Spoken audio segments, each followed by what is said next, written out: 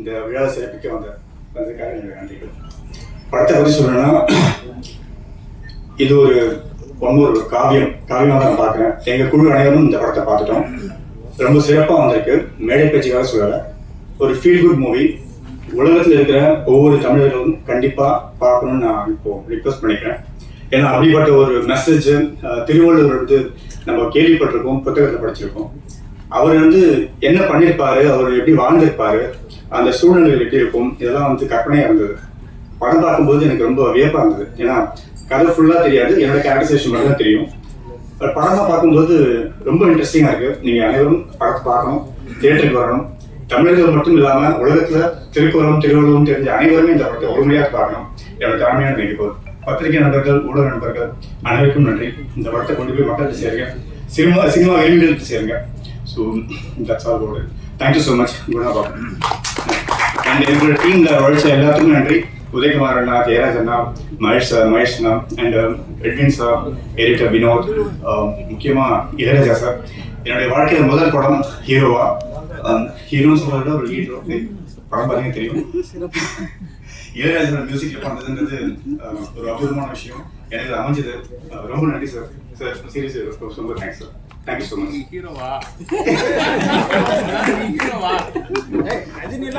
அவரும் தான் படிச்சிருங்க.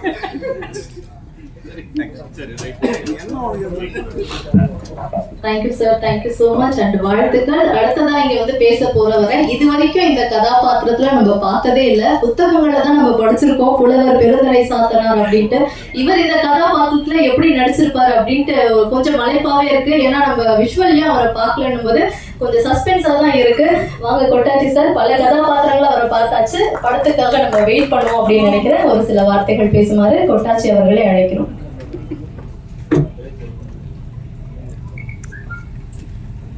அனைவருக்கும் வணக்கம்.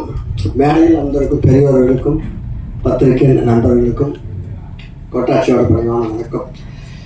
எல்லாருக்குமே ஒரு கனவு இருக்கும். எனக்கு அந்த கனவு இருந்தது. நான் நாகேஸ்வரோட மிகப்பெரிய ஒரு வெளிய ஃபேன்ஸ். இன்று வரை நான் திருவிளையாடலில் படம் பார்த்தோம்னா டக்குன்னு நம்ம யோசிக்கிறது நாகேஸ்வரோட தனிமை கேரக்டர் தான் நம்ம யோசிப்போம். அப்படி ஒரு கேரக்டர் எல்லாத்துக்கும் அமையுமா அப்படின்னு சொன்னால் எல்லாருக்கும் ஆசை இருக்கும். இந்த மாதிரி ஒன்று நடிக்கணும்டா, இந்த மாதிரி அவர் மாதிரி ஒரு கேரக்டர் எனக்கு அமையும்டா. வீட்டில் எல்லாம் ஒரு நாடகங்கள் எல்லாமே சும்மா நம்ம அது மாதிரிலாம் நடித்து பார்ப்போம். ஆனால் டைரக்டர் என்னை கூப்பிட்டு பார்த்து, கொட்டாச்சி இதில் ஒரு விஷயம் ஒன்று இருக்குது, நீங்கள் பண்ணுங்க அப்படின்னு சொன்னார். கேட்குறப்போ நான் இந்த மாதிரி ஏதோ சின்ன ஒரு கேரக்டரு அந்த மாதிரி தான் நான் நினச்சிக்கிட்டேன். ஆனால் சார் எனக்கு திருவிளையாடல் படத்தில் நாகேஷ் சார் நடித்த ஒரு கேரக்டர் மாதிரி ஒரு தருமி நீங்கள் தான் கொட்டாச்சி பண்ணுறீங்க அப்படின்னாரு. என்னால் அதை இழுக்கவே முடியல. உண்மையாக இது அப்படின்ற அளவுக்கு நான் நினச்சி போயிட்டேன். அப்பேற்பட்ட ஒரு கேரக்டர் எனக்கு கொடுத்துருக்காரு. ஆனால் அதில் ஃபுல் அவர் எல்லாரையும் வயிறு விழுங்க சிரிக்க வச்சிருப்பார். இதில் மனசில் நிற்கிற மாதிரி எனக்கு ஒரு கதாபாத்திரம் கொடுத்துருக்காரு. இதுக்கு டைரக்டருக்கு இப்படி ஒரு கேரக்டர் கொட்டாச்சிக்கு புதுமையாக கொடுத்ததுக்கு சார் மனமார்ந்த நன்றிகள் சார். கண்டிப்பாக இந்த படம் எல்லாமே பாட புக்கிலையும் நம்ம உழைப்போக்குலையும் யாரோ ஒருத்தர் சொன்னதையும் பஸ்லையும் இந்த மாதிரி ஒவ்வொரு பொருளாக தான் நம்ம பார்த்துருப்போம், படிச்சிருப்போம், கல்வி அப்படியே போயிருப்போம். ஆனால் இப்படி ஒரு படமாகவும் ஒரு பாடமாகவும் நாம் இந்த படம் மூலமாக நிறையா விஷயங்கள் நம்ம தெரிஞ்சுக்கலாம். இது இன்னைக்கு ஜெனரேஷனுக்கும் அடுத்த வரப்போகிற எத்தனையோ ஜெனரேஷன்களுக்கும் குழந்தைகளுக்கும் போய் இந்த படம் கண்டிப்பாக சேரும். குடும்பத்தோடு கொண்டு போய் எல்லாரும் படம் பார்க்க வேண்டிய படம் எந்த படம்னா அது திருக்குறளாக தான் இருக்கும். அதுக்கு இந்த படம் நாங்கள் பார்த்துட்டோம். அதனால தான் நான் இவ்வளோ பெருமையாக சொல்கிறோம். இந்த மாதிரி ஒரு படம் இல்லை, இது ஒரு பெரிய ஒரு காவியம். இப்படி ஒரு காவியத்தில் நான் இருக்கிறது ரொம்ப பெருமைப்படுறேன். இந்த படம் கண்டிப்பாக எல்லா தேட்டரில் பாருங்கள். இந்த படத்தை பெரிய லெவலில் கொண்டு போய் மக்கள்கிட்ட சேருங்க. அனைவருக்கும் வணக்கம். இங்க மேடையில் கூட அனைவருக்கும் வணக்கம் சார். ரொம்ப நன்றி. இந்த திருக்குறள் மூவி எனக்கு ஃபர்ஸ்ட் டைம் அவங்க அப்ரோச் பண்ணப்போ லைக் ரியலி எனக்கு இப்படிப்பட்ட ஒரு படைப்புல நான் ஒரு பார்ட்டா இருக்க போறேனா அப்படின்ற ஒரு கொஸ்டின் மார்க் தான் இருந்துச்சு. அதை நான் எப்படி பண்ண போறேன், அந்த கேரக்டர் நான் இதில் பவளக்கொடி அப்படின்னு சொல்லி ஒரு கேரக்டர் பண்ணியிருக்கேன். It's beautiful character. ஹோப்ஃபுல்லி நான் ஜஸ்டிஃபிகேஷன் கொடுத்துருக்கேன் நம்புகிறேன். ஸோ என்னோட பேரே பாடினி குமார் தான். ஸோ தமிழ் பேர் வச்சிருக்க தமிழ் பேசக்கூடிய நடிகைனா என்ன குறிக்க வந்து திருக்குறள் இந்த தமிழ் மூவியில் என்னை போட்டதுக்கு எனக்கு ரொம்ப டைரக்டர் சாருக்கு ரொம்ப நன்றி சார். அண்ட் திருக்குறள் அப்படின்னு சொன்ன உடனே எல்லாருக்குமே வந்து சின்ன வயசில் படித்தது, நம்ம அவங்க சொன்ன மாதிரி போகிற வழியில் பஸ்ஸில் பார்த்தது, எங்கேயாவது ஒரு இடத்துல பார்த்தது, இப்படிதான் ஞாபகம். அதில் வரக்கூடிய இந்த ஒரு சில பாடல்களில் எழுதிருக்கக்கூடிய விஷயங்களை நம்ம வந்து இங்கே ஒரு கேரக்டராக கொண்டு வர போகிறோம் அப்படின்னு நினைக்கிறப்போ எனக்கு ரொம்பவே ஒரு நர்வஸோடு தான் அந்த கேரக்டர் எடுத்தேன். பட் எனக்கு வந்து நல்லபடியாக வந்திருக்குன்னு எல்லாரும் சொல்கிறாங்க. ரொம்ப நன்றி. ட்ரெய்லர் பார்த்துட்டு சாங் பார்த்துட்டு நல்லபடியாக வந்திருக்குன்னு நினைக்கிறேன். இந்த படத்தை நீங்கள் வந்து தியேட்டரில் வந்து கண்டிப்பாக பாருங்கள், எங்களை சப்போர்ட் பண்ணுங்கள். ரொம்ப நல்லா இருக்கும் படம். அவ்வளோதான். அண்ட் ரொம்ப பெரிய பெரிய விஷயம், இசைஞானி இளையராஜா சாரோட மியூசிக்ல எனக்கு ஒரு பாட்டு இது வந்து எத்தனை பேரோட கனவா இன்னைய வரைக்கும் இருக்குன்னு எனக்கு தெரியல. பட் நடிச்ச வெகு சில மூவிஸ்லயே எனக்கு வந்து இந்த வாய்ப்பு கிடைச்சது வந்துட்டு எனக்கு ரொம்ப பெரிய பெரிய ஒரு விஷயமா இருந்துச்சு. இசைஞானி சார் முதல்ல இந்த பாட்டை எனக்காக ப்ளே பண்ணப்போ அது கண்ணில் இருந்து தாரையா தண்ணி வருது. எனக்கு என்ன பண்ணுறதுன்னு தெரியல. அந்த அளவுக்கு ஒரு எமோஷ்னலான மொமெண்ட்டாக இருந்துச்சு. அண்ட் ரொம்பவே எனக்கு தேங்க்ஸ் டு யூனிவர்ஸ் ஆக்சுவலி இந்த ஒரு வாய்ப்பை எனக்காக அமைச்சு கொடுத்ததுக்கு. அண்ட் எங்கள் டீம் எல்லாருக்குமே ரொம்ப ரொம்ப ரொம்ப தேங்க்ஸ். எனக்காக நான் இந்த ஃப்ரேமில் வரணும் அப்படின்னு நினச்சி ஒவ்வொருத்தரோட உழைப்பு இருக்கும் இல்லையா, அது எல்லாத்துக்குமே ரொம்ப நன்றி. அண்ட் வந்திருக்க உங்களுக்கும், நான் இப்போ பேசுகிற எல்லாத்தையுமே நீங்கள் எடுத்துட்டு இருக்க உங்களுக்கும் ரொம்ப நன்றி. சப்போர்ட் பண்ணுங்க. தேங்க்யூ. தேங்க்யூ. சில படங்கள் வந்து நான் சொல்றேன். முகம், மோகமுள், பாரதி, பெரியார், ராமானுஜன், இந்த படங்கள்லாம் பாத்தீங்கன்னா தமிழ் சினிமால படங்கள் பண்ணி ஜெயிக்கணும் அப்படின்றத தாண்டி வேற ஒரு விஷயமா தான் இதெல்லாம் தெரியுது. அதாவது தமிழ் மேல அதீத பற்று இருக்கவங்க என்ன செய்வாங்க, தமிழை பத்தின புத்தகங்கள் வந்து எழுதுவாங்க, அந்த புத்தகங்களை தேடி படிப்பாங்க, பார்க்குற இடத்துல எல்லாம் வந்து தமிழ் பத்தி பேசுவாங்க, அந்த மாதிரி இருக்கும். அதெல்லாம் தாண்டி ஒரு படைப்பு மூலமா தமிழ் மேல தனக்கு இருக்கக்கூடிய பற்று, தனக்கு இருக்கிறத தாண்டி அதை மக்கள் கிட்ட கொண்டு போய் சேர்க்கணும் அப்படின்ட்டு எந்த வகையில அதை வந்து பண்ணா மிக சிறப்பா இருக்கும் அப்படின்ட்டு அந்த தமிழும் வந்து குறையாம அந்த கலையும் வந்து மிக சரியா பொருத்தி இந்த படங்களை வந்து நமக்காக கொடுத்த இயக்குனர் அப்படின்னு பாட்டுனா திரு ஞானசேகரன் அவர்கள் தான். மிக 4, 3, 7 படங்களை வச்சுக்கிட்டு திருக்குறள் வெளிவந்திருக்கு.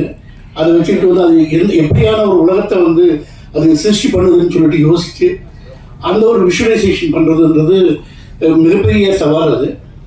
அதை வந்து மிஸ்டர் பாலகிருஷ்ணன் வந்து அதை செஞ்சிருக்கார். அதுக்கே வந்து முதல்ல வந்து அவருக்கு நான் என்னுடைய பாராட்டுகளை தெரிவிச்சுக்கிறேன். நம்ம ஊர்ல எல்லா நகரங்களிலும் நம்ம இருக்கோமே, இது நல்ல ரசிகர்கள் இருக்காங்க. ஆனா அவங்க ஒன்னா சேர்த்து அதை கமர்ஷியலி வயபிள் ஆகிறது கஷ்டமா இருக்கு. வந்து ஒரு சமூகமான விஷயம் சார் இருக்கு சார். ஒரு நிமிஷம் பண்ணிருக்காருன்னா நடிப்புல பார்த்தோம்னா அவர் நடித்த படங்களுமே பாத்தீங்கன்னா பயங்கரமான செம்மையான படங்களை தான் வந்து சார் கொடுத்திருக்காரு. சோ இந்த படத்துல ஒரு மிகச்சிறந்த கதாபாத்திரம் நக்கீரனா கம்பீரமான அந்த பெயரை கொண்டு கம்பீரமான நடிப்பை வெளிப்படுத்திருக்கக்கூடிய திரு சுப்பிரமணிய சிவா அவர்களை பேசுமாறு அழைக்கிறோம்.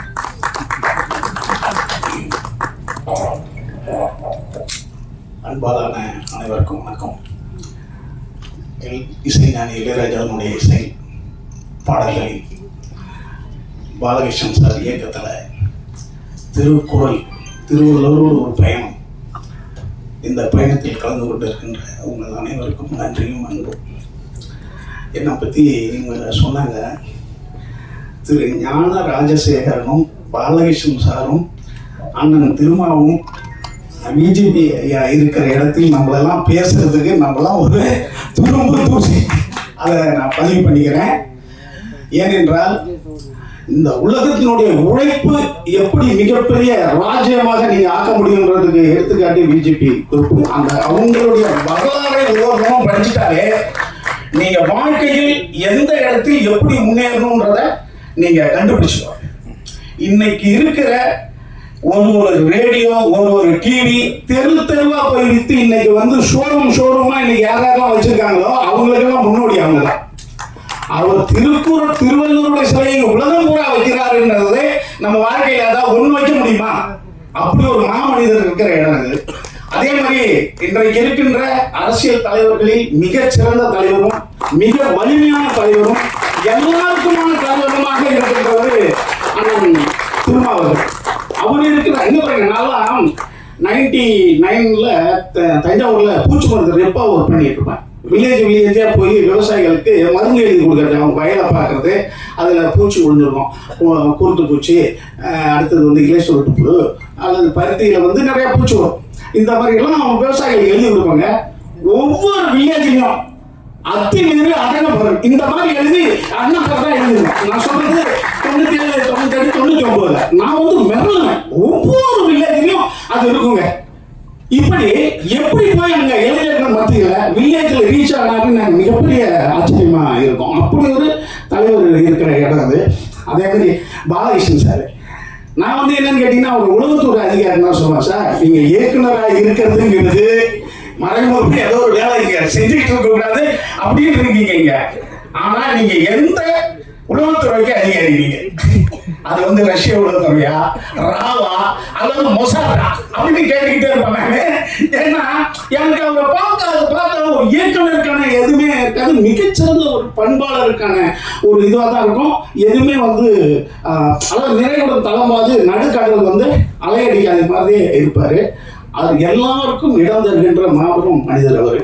அதே மாதிரி அண்ணா வீசேகரன் எங்களுக்கெல்லாம், அதாவது நீங்க வந்து சேகூரா, பிரபகாஷ்டோ, மூலதனம் இப்படிலாம் புத்தகங்களை நாங்கள் வந்து கொஞ்சம் கொஞ்சம் படித்தாலும் எங்கள் இயக்குனர் சங்கத்தில் அதிகம் அதை பற்றி பேசினவர் அவர் தான். ஆனால் அதிக குடும்ப படங்களை எடுத்தவர். ஆனால் அவருடைய பேச்சு சாமானிய மக்களுக்கும் அதாவது உழைக்கும் மக்களுக்குமான அந்த உரை தான் எங்களுக்கு கொடுத்துக்கிட்டே இருப்பாரு. அப்படி ஒரு இயக்குனர் இருக்கிற இடம். அதே மாதிரி இந்த படத்தினுடைய கேமராமேன் சொல்றோம், எடுக்கும் போது அப்படி தெரியவே இல்லை. சின்ன பிள்ளைக்கு உடம்பு கூட அறிவுன்னு வாங்கல, அந்த மாதிரி ஒரு எட்டிங் வந்து பிரமாதமான ஒரு பண்ணியிருக்காங்க. ஆச்சரியமா இருக்கு.